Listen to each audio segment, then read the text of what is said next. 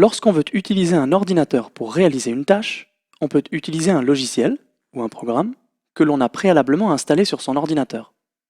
Si par exemple on souhaite écrire un texte, on utilisera un logiciel de traitement de texte. Pour aller sur Internet, on utilisera un navigateur Internet. Si enfin on désire jouer à un jeu, on lancera un jeu vidéo. Chacun de ces logiciels a été programmé par une tierce personne et permet de demander à l'ordinateur d'agir pour nous. Cependant, en utilisant ces logiciels, nous ne nous adressons pas directement à l'ordinateur. Nous nous adressons au logiciel qui, lui, traduit ce que nous voulons à l'ordinateur, pour que finalement l'ordinateur le fasse pour nous. Le logiciel fait interface. Les ordinateurs ne comprennent essentiellement que les 0 et les 1, donc s'adresser à eux directement est difficile. Mais les langages de programmation permettent de traduire en 0 et en 1 ce que nous aurions voulu exprimer. En ce sens, ils nous permettent de nous adresser plus directement à l'ordinateur.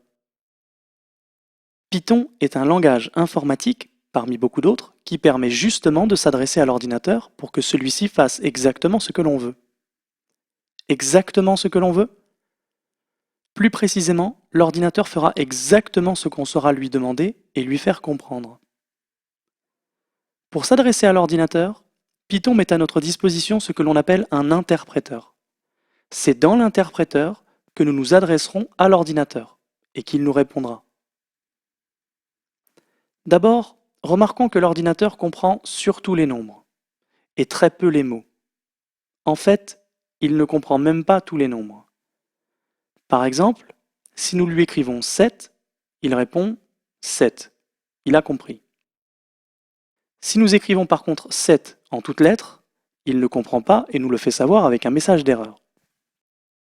Sans surprise, il ne comprend pas non plus si on écrit 1 tiers en toutes lettres. Mais il ne semble pas non plus comprendre 1 tiers en écriture fractionnaire.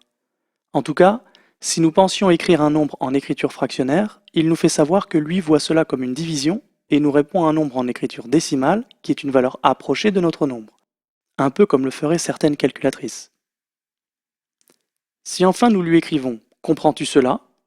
entre guillemets cette fois, il semble comprendre. En tout cas, il n'affiche pas d'erreur, alors que sans les guillemets, il ne comprend pas. Dans la suite, nous allons voir ce qu'il est possible de demander à l'ordinateur dans l'interpréteur. Un ordinateur ne peut comprendre que peu de choses, mais quand on combine ces éléments dans des algorithmes, on commence à comprendre comment un ordinateur va finalement pouvoir réaliser tout ce que nous savons qu'il peut faire.